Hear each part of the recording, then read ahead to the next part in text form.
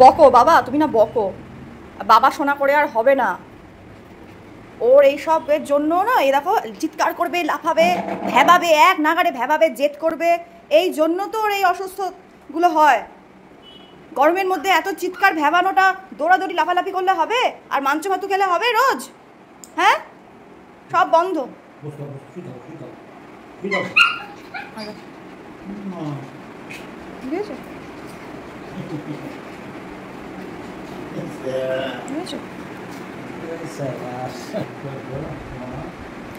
আজকে 14 তারিখ, কালকে আমি একটা ট্যুরে যাচ্ছি, তার জন্যই আমি তড়িঘড়ি এই প্রিকশনটা নিলাম।